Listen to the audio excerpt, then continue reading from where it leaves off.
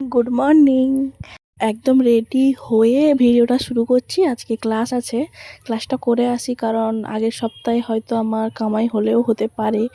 একটু ঘুরতে যাওয়ার প্ল্যানিং আছে।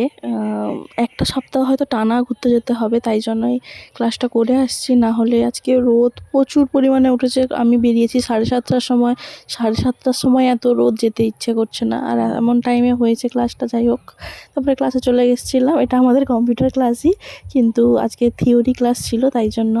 তারপরে বেরোলাম, বেরিয়ে একটু বৌদির সঙ্গে দেখা করতে গেছিলাম। আমার বৌদির মুখ দেখানো হয়নি। তারপরে এই যে আইসক্রিম আজকে মানে দাদা খাওয়ালো, দাদার সঙ্গে দেখা হয়েছিল, তো টোটোয় বসতে বসতে সেটাই খেতে খেতে চলে এসেছি বাড়ি।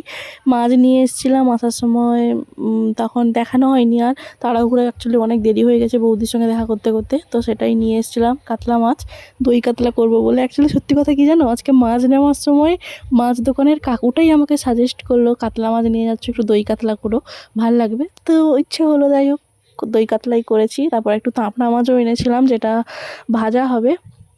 তাপড়া মাছ গরম গরম ভাজা হলে ভাত তাতেই হয়তো বেশি খাওয়া হয়ে যায়, সেটা মা ভাজবে। তারপর এই দেখো আমার দই কাতলা কমপ্লিট। উপর থেকে একটু বেরেস্তা ছাড়িয়ে দিয়েছিলাম ডেকোরেশনের জন্য। যাই হোক, সবটাই পেটে যাবে। তারপরে এই যে ভাত, গরম গরম ভাত, ঘরের গাছের পেঁয়াজ, তাপড়া মাছের ভাজা, আর ছিল এখানে দই কাতলা।